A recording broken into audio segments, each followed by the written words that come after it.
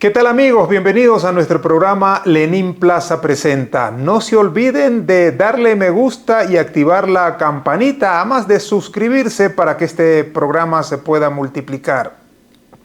Gracias a Radio Modular en los 92.7 en señal abierta desde Atacames y en HF en Facebook. Gracias también a Radio Caribe en los 95.1 y 95.3 para las 5 provincias del norte de nuestro país. Al igual que a Esmeraldas Channel y a Lubinace Radio. El tema de hoy, el 1 de agosto de este año, ha cumplido 80 años de vida el doctor Ronald Murillo Cabrera. Hace un par de años realizamos una entrevista con él y queremos reprisarla en homenaje a este hombre multifacético que se ha destacado en el campo de la locución, de la radiodifusión, de la narración deportiva y de la educación. Ha tenido mucho éxito y su contribución a la provincia de Esmeraldas y al país ha sido bastante grande. Por ejemplo, consideramos que Ronald Murillo ha sido uno de los mejores narradores deportivos de este país, ahora ya retirado, pero aún así no ha dejado el micrófono y dirige un programa de opinión en Radio Caribe llamado El Pueblo Habla. Por eso queremos que ustedes conozcan lo que nos dijo en su momento Ronald Murillo sobre estas facetas que ha cumplido en la vida y sobre todo nos dijo en el programa cuál es su pensamiento en favor de Esmeraldas y del país. Aquí la entrevista. Muchos creen que yo soy esmeraldeño. Soy esmeraldeño de la provincia de Esmeraldas. En Limones, Cantón Eloy Alfaro, 1 de agosto de 1945. Somos alfarinos los dos. Sí, señor, norteño. Limonauta, yo soy limonauta. ¿Sus padres quiénes fueron? Luis Elpidio Murillo y San Clemente y María Polonia Cabrera Sosa, ya fallecido. Ya fallecido. ¿Cuántos hermanos tienen? Mi papá falleció cuando yo tenía 14, iba a cumplir 15 años. Ah, era un adolescente. Sí. Mi madre falleció hace unos 4 años atrás. Sí, recuerdo que lo acompañamos. Sí, ella falleció. Y de allí tengo 5 hermanos, ¿no? Únicos de padre y madre. Ah, únicos de padre. Únicos de padre y madre. Sí. Todos casados, respectivamente, con sus esposas, sus hijos. ¿Y dónde estudió Ronald? ¿La primaria? Primaria, Escuela 21 de septiembre, hasta acá. 6º grado, aquí en la ciudad de Esmeraldas. Porque es anecdotario, mi vida desde el comienzo fue trashumante, empleando un término prehistórico de la prehistoria. Mi mamá contaba que a los 40 días de nacido me trajeron a vivir aquí en Esmeraldas. Ah, o sea, solo usted nació en... Solo yo nací en Limones y de allí viví toda mi vida aquí en Esmeraldas. Y recién fue a conocer Limones cuando mi padre murió allá, una semana antes de que él fallezca allá en Limones. Entonces allí que, hasta antes, hace mucho tiempo atrás, había un poquito de si se quiere, disgusto con esa tierra, pero luego pasó el tiempo, dije, no, son avatares de la vida, son los destinos y los caminos de Dios, hay que aceptarlo y pare de contar. Los estudios secundarios los realicé en el colegio, era en esa época Escuela Normal Rural Luis Vargas Torres de Esmeraldas, en donde se estudiaban 4 años para ser profesor rural. Pero 4 años bien estudiados.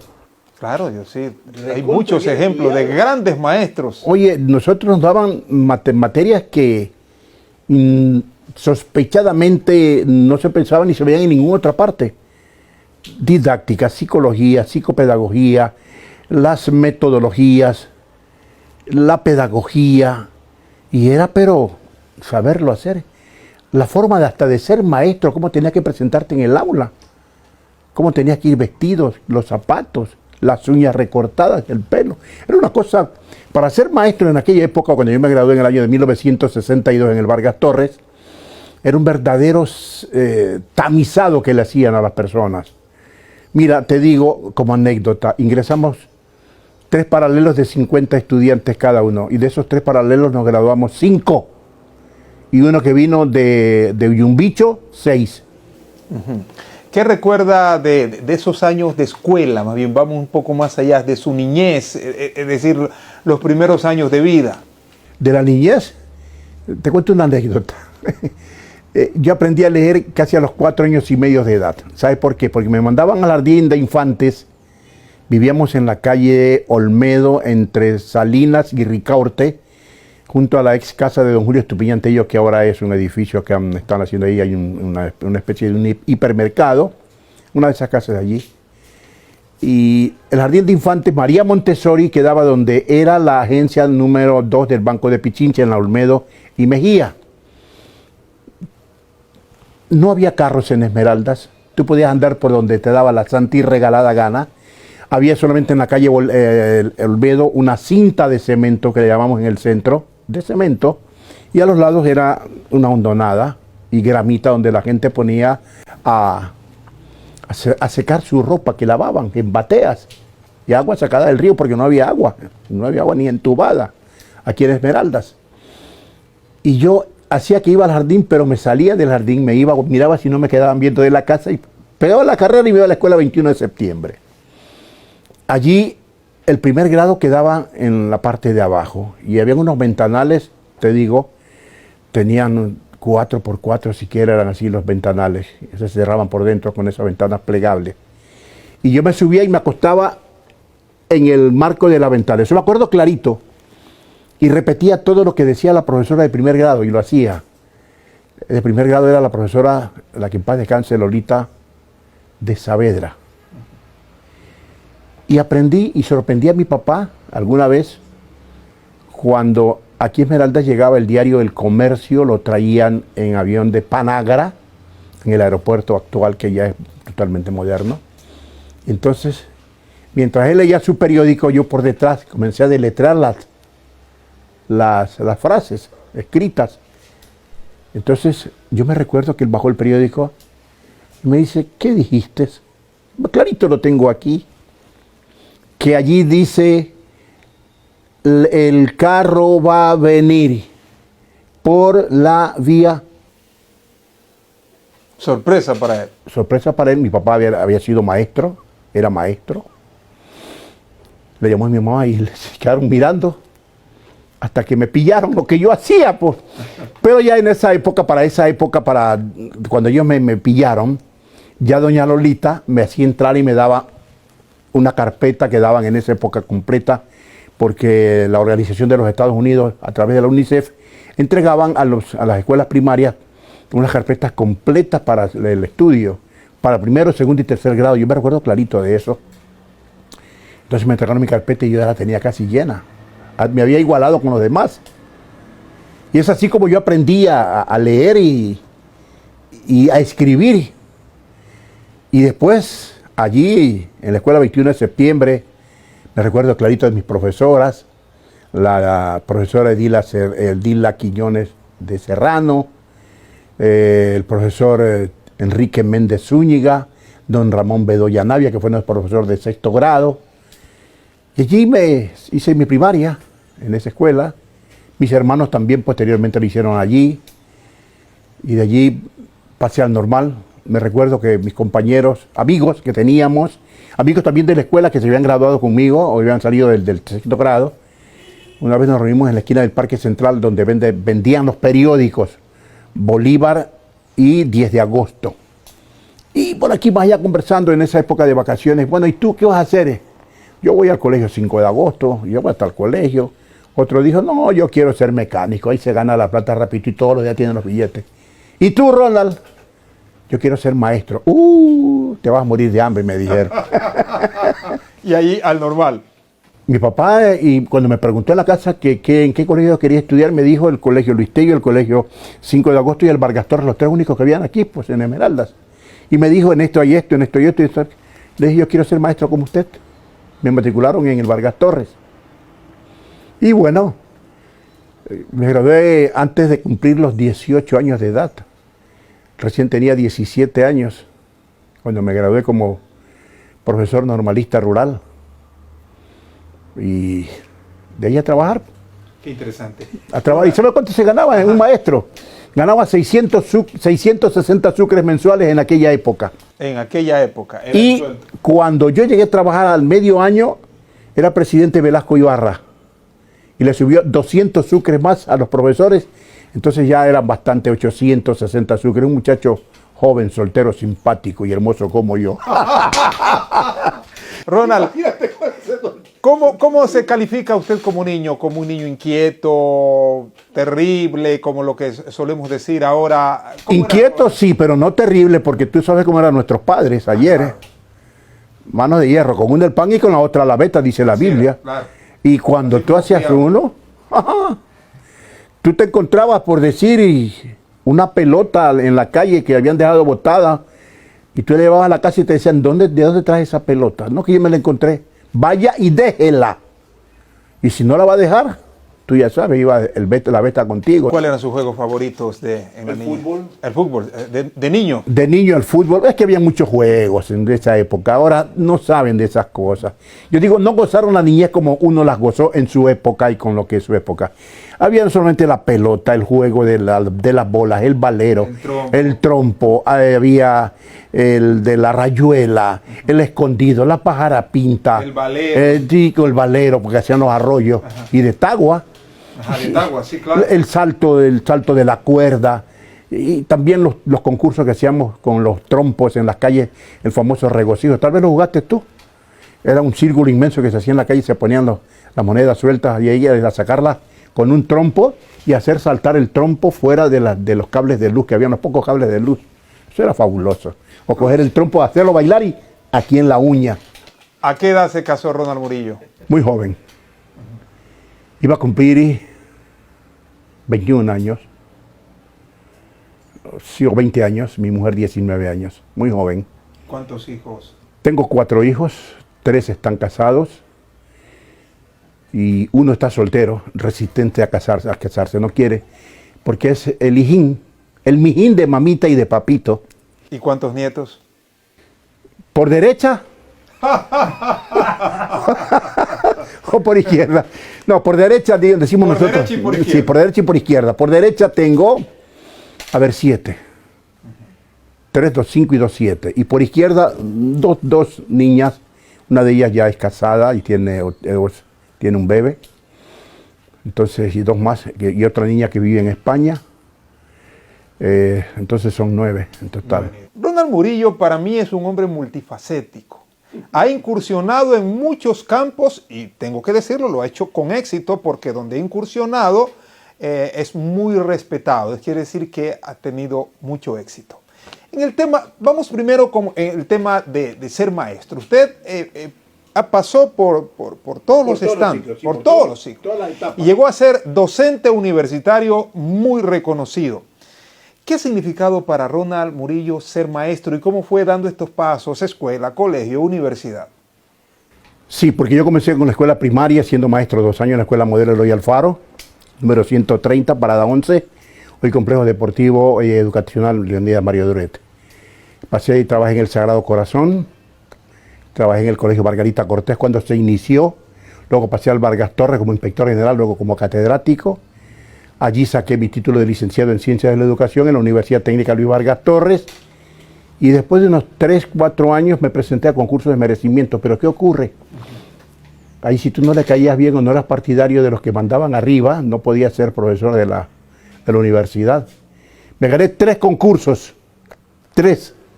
Y los 3 los declararon desiertos. Al cuarto dije, allá voy con todo. Y precisamente cuando me presenté a la disertación, dije, me presento por 4ª vez y voy a ganar este concurso y espero que esta vez no lo declaren en desierto porque sería el colmo que lo nieguen por una 4ª vez. Me lo gané y allí fue a trabajar a la Vargas Torres y donde he pasado, digo yo, donde pasa Ronald Murillo y pone el pie derecho y el pie izquierdo, pueden llegar otros y los pueden pisar igual. Pero muchas veces esa marca le puede quedar muy grande o muy pequeña, pero no igual a la mía. Lo he hecho con amor, con responsabilidad, con entrega y con una pasión de ser maestro. Ser maestro lo llevo en la sangre. Es parte de mi vida y no me olvido de allí que hoy cuando estoy en el micrófono y cuando veo el problema de nuestros colegas maestros que están jubilados como lo soy yo ahora y que no han podido cobrar ese bono que lo dice la Constitución Política del Estado, les doy el espacio que sea necesario para que hablen y siempre diré algo en favor de ellos. Pero y siempre suelo decir, si aquí en la justicia terrenal no les dan lo que tienen que hacer por derecho y por ley, hay un Dios grande que está mirando y que de ese les sabrá pagar a aquellos que no cumplen, que no han cumplido y no saben cumplir. Y me siento todavía maestro, tengo las fuerzas, tengo 76 años de edad, pero tengo a Dios gracias le doy, una mente lúcida. Todavía me acuerdo de todas las metodologías. Es que el maestro no se jubila, dicen que entre más añejos el vino, mucho mejor. Hoy un hijo mío está siguiendo mis pasos y me siento muy lleno, muy lleno. Porque alguien incursionó también. Sí. Y hoy precisamente le dije, te felicito hijo y tienes que ser así, asado, frito, cocinado. ¿Cuáles son las características? Porque, y ya le voy a después le diré por qué. ¿Cuáles son las características quizás para, en el mundo de hoy, o cuando usted estuvo, o siempre, para ser un buen maestro? Responsabilidad, cumplimiento, preparación y por sobre todas las cosas, honestidad. Honestidad y ser leal para con la institución a la cual tú estás sirviendo. ¿Qué es más difícil o cuál de los sectores ha sido más difícil dar clases en la primaria, en la secundaria o en la universidad? Yo te digo que en la primaria hay que sabérselas todas y de todas. Porque tú eres maestro de tantas materias, de tantas asignaturas, éramos en aquella época. Y tenías que saber de todo y para todos. Y enseñar a niños no es fácil. Tienes que bajarte a ese nivel para poderte hacer entender y poder trabajar bien con ellos y salir adelante. Y si no tienes esa capacidad de bajarte, digo bajarte, no bajarte, bajarte, es un término muy especial, no vas a poder entender a los niños, vas a fracasar. En los colegios es mucho más fácil porque tienes adolescentes, pero te preparas con una sola asignatura o dos o tres a lo sumo. Y preparas tu lección y vas y punto y trabajas y pares de contar. Pero así mismo debes tener esas otras características, si no, no sales adelante. Y en la universidad tú ya sabes, tú eres maestro universitario, y yo lo fui y pienso yo que en los años que estuve trabajando, 35 años en la Universidad Vargas Torres, siempre fui con mucha lealtad, mucha capacidad, mucha responsabilidad y sobre todo la capacidad de entendimiento a aquellas personas mucho mayores que uno. En la cátedra iban como estudiantes en los primeros años de la universidad, muchos mayores que mí. Yo andaba por los 35, 38, 30, 40 años de edad y encontraba personas que frisaban los 60 años, 70 años y sacando un título universitario, que bien se lo merecieron y muchos con mucha responsabilidad y capacidad lo sacaron. Y tengo todavía el reconocimiento de muchos de ellos que todavía me encuentran. Y cuando me encuentran y me reconocen, el abrazo fraterno. Yo siempre, ya hemos conversado de esto, mi hermano mayor vive en Estados Unidos y él un día me encontró y me dijo, Lenín, ¿lo conoces a Ronald Murillo? Claro, sí es mi colega y cosas por el estilo. Dice, un profesor que era muy estricto, pero del cual aprendí mucho. Y dice, él cuenta una vez que entraron al examen final y tomó lista a Ronald Murillo y le dice, Richard, ¿quién es Richard? Póngase de pie. Salga de la clase. Y él se asustó, dije, ¿qué hice? Perdí el año. Usted está exonerado. Dice que le estudié tanto. No, es que había que reconocer a muchos estudiantes en la universidad y en el colegio mismo, reconocer las capacidades y las cualidades. Y esa es una de las cosas que, no es que te hagan simpático, sino que dicen, este es un verdadero maestro, o sí sabe ser maestro, este es un hombre justo. Pero hay muchos que se creen la divina popelina, ¿no? Miran a los estudiantes por encima del hombro y creen que ellos son los únicos, los divos de la clase. No, ellos no son el maestro no es el divo, son los estudiantes los actores. Ellos son los principales actores de la clase. Tú simplemente eres un conductor y pare de contar. Ronald, para salir de esto, noté que cuando hablamos de lo que significaba ser maestro y usted habló de su hijo que sigue los pasos, como que se le quiso quebrar la voz. La pregunta es, si volvieran a ser, ¿sería maestro? Sí. Sí. Eso está en mi sangre. Mi papá fue maestro. Mi abuela María del Rosario San Clemente, viuda de Murillo, fue maestra. Entonces... ¿Para qué más? Y quiero pasar al tema de la locución y sobre todo el periodismo deportivo. Considerado por muchos el mejor narrador que ha tenido Esmeraldas en el fútbol, el mejor narrador deportivo.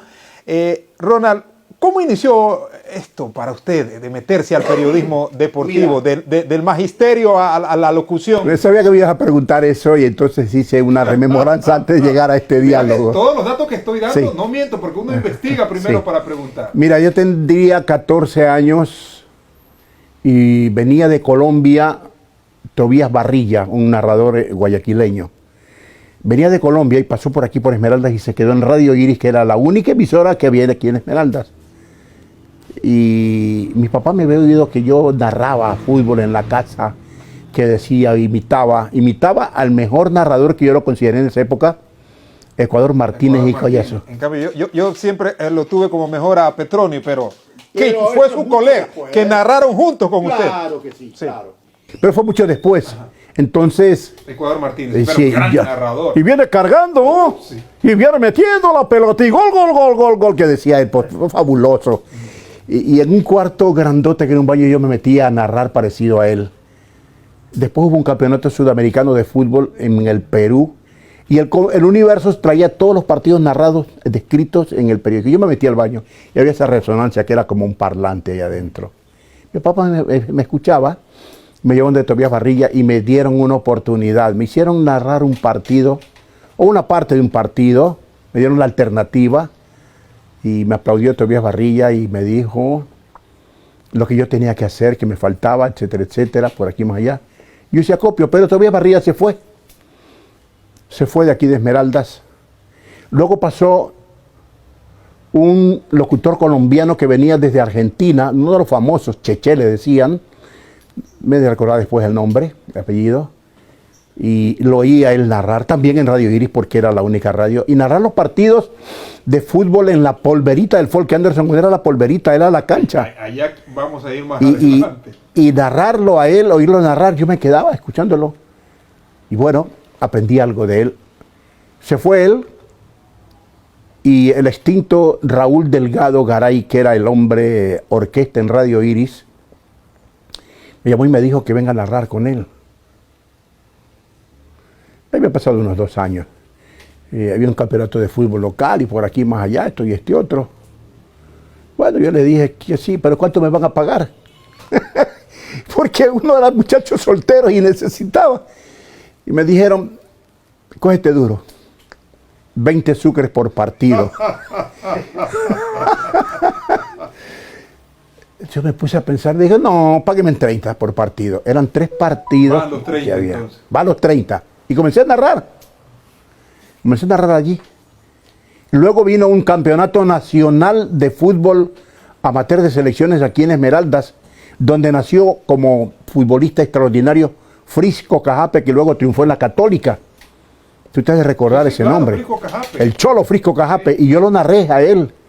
Y de allí comencé yo a tomar alas porque ya escuchaba a los narradores de Colombia, que las emisoras colombianas se escuchaban aquí en Esmeralda, pero Caracol, Todelar, que era más que nada el servicio, claro. Todelar, que era la cosa brava en deportes.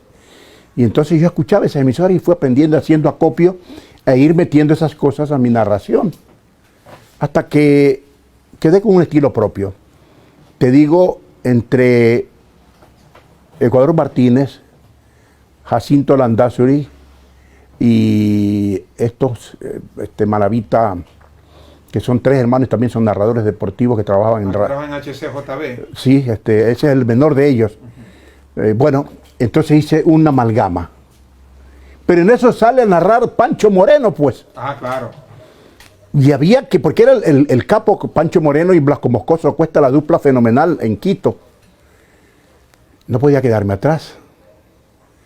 Pero yo seguí narrando aquí en Esmeraldas, de Radio Iris, pasé a La Voz de Esmeraldas.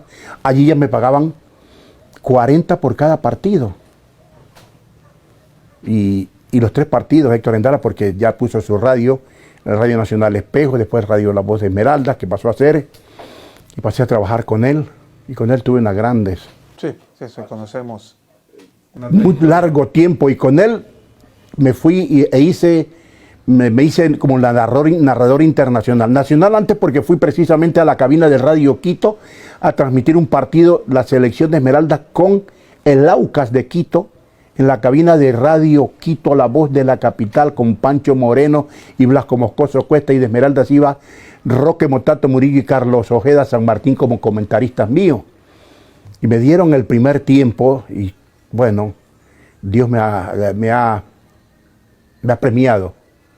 Y yo digo que tengo que seguir siendo agradecido con él, con Dios, porque tengo un chorrito de voz que todavía lo aplico. Ojalá nos cante un gol ahora. Pero la época de oro, o sea, aparte de esa que fue muy brillante, cuando estuvo en Radio Sucre y el Tabuco Deportivo de Radio Unión, nadie lo olvida. Ustedes se codeaban, por ejemplo, con la que era lo máximo en el Ecuador, la CRE, usted narraba junto a Petronio Salazar, a Pepe Murillo, a Rudy Ortiz. ¿Cómo lograron eso? Cuando yo salía de aquí de Esmeraldas, me llevaban a las radios estas de las famosas, tanto en Quito y en Guayaquil, a narrar.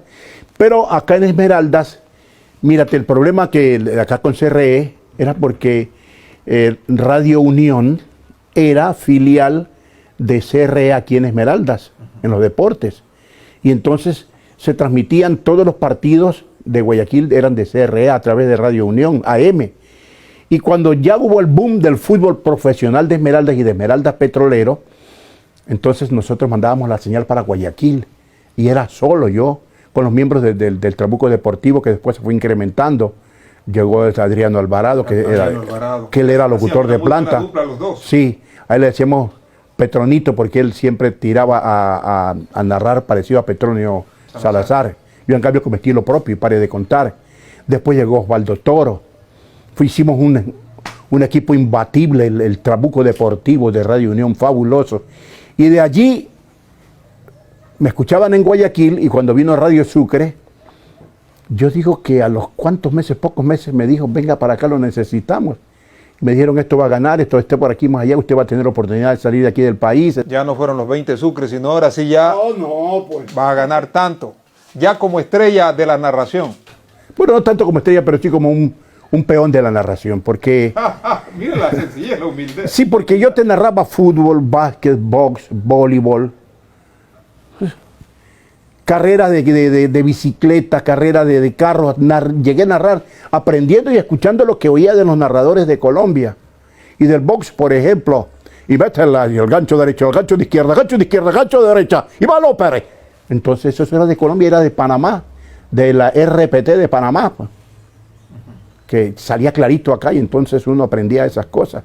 Y después lo miraba a través de las películas que habían, y qué es el gancho, y preguntaba, y ya me fueron indicando, y vamos allá adelante. Y yo te narraba todo eso.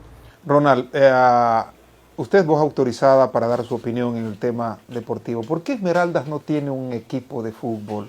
¿Por qué Esmeraldas, siendo el gran semillero, no diría no solo ni del país, sino ya de Sudamérica, tiene futbolistas en Europa? Porque el gran semillero del fútbol ecuatoriano. ¿Por qué no entonces, tiene un equipo? Si Esmeraldas llega a tener un equipo, y si hay una institución o instituciones que se acoplen y hagan de los que patrocinan a esta gente, a estos jugadores, se van a quedar sin qué llevarse los equipos grandes. Porque ya nuestro producto va a ser de aquí, va a cotizarse aquí. De aquí se lo llevan en bruto, y eso es lo que no quieren los grandes equipos y las grandes asociaciones del fútbol profesional del Ecuador. Hay interés para que Esmeraldas hay interés, claro. Un equipo. Es que Esmeraldas sigue en segunda, que Esmeraldas sigue en la segunda y no llegue ni siquiera a la B. El público no se quiere perder de escuchar a Ronald narrando un gol. Y si es de la selección, mejor. Y si es de Esmeraldas, también lo aceptamos. Los más grandes que me hicieron a mí fueron los de Petrolero. Vamos a ver si me recuerdo en la memoria. Aquí lo estoy ideando y dibujando en el cerebro. Vamos con los 36 minutos del tiempo reglamentario. Tiempo complementario, va ganando el Esmeraldas Petrolero 1-0 a la representación del Deportivo Quito. Pero los hinchas del Deportivo Quito y el equipo va adelante. Sin embargo, hay un rechazo largo de Narciso Perlaza por la banda izquierda. Arranca a correr el Papi, la baja de pecho, la toca, la pica, la entrega rápidamente para el otro ladrillero. Se llama Robson da Silva. Este pica la pelota, la pone por relación para Guga. Se eleva Guga. Gol, gol, gol, gol, gol, gol, gol, gol, gol, gol, gol, gol, gol. Gol, gol, gol, gol, gol, gol, gol, gol, gol, gol, gol, gol. Gol de Guga, Guga, Guga, Guga. ¡Qué golazo! ¡Qué cabezazo! ¡Espectacular! Se quedó boquiabierto el arquero. No supo por dónde le metió la pelota este Colorado. Pero la pelota va adentro. ¡Gol de Petrolero! ¡Qué golazo! Ronald, mire cómo se nos ha ido el tiempo. Tenemos que ir a algunas preguntas con respuestas cortas sobre lo que creemos significan para usted, porque estamos cerca de llegar al final. ¿Qué es para usted el pueblo? El pueblo es el todo al cual tú te debes. Ser maestro. Es seguirlo a Cristo Jesús. La familia. Mi todo.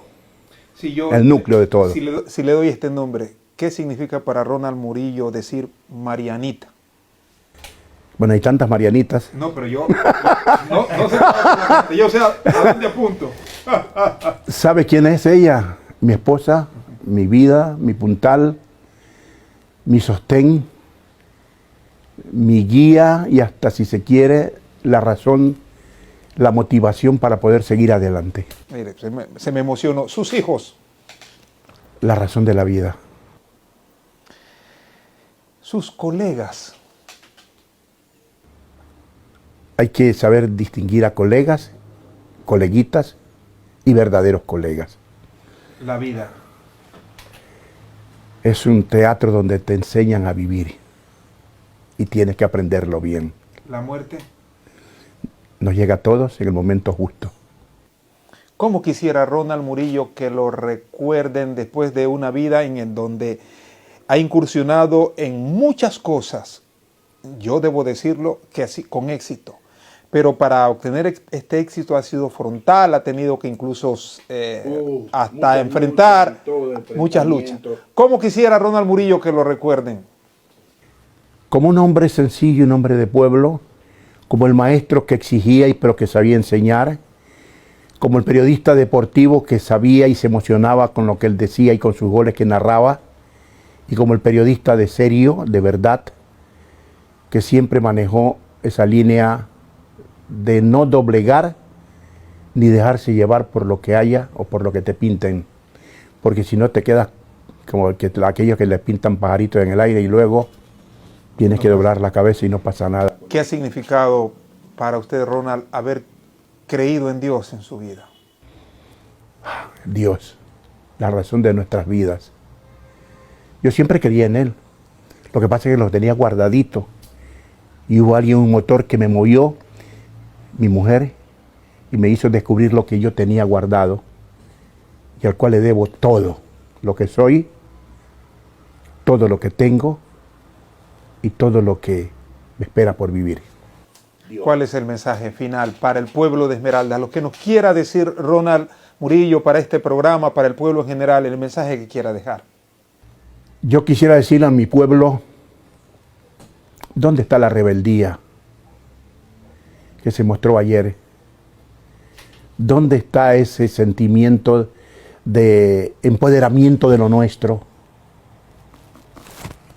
Que dejemos de ser venales y debemos de salir por nuestros fuegos, por el prestigio de nuestra provincia, de nuestra ciudad, porque así como vamos, no vamos a llegar a ninguna parte y seguiremos siendo la última rueda del coche en el Ecuador y la más cenicienta de todas las provincias, que damos todo y no nos dan nada los gobiernos que vayan pasándose de ayer, anteayer, ahora y mañana.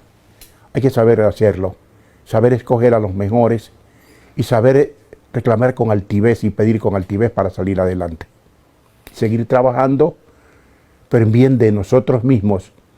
Porque si no, nosotros no reclamamos y nos ponemos en serio hacer las cosas, no habrá nadie que los haga por nosotros. Cada pueblo es digno de la suerte que le labren sus propios hijos. Simplemente eso. Amigos y amigas, será hasta la próxima semana en que volveremos con un nuevo tema. Felicidades.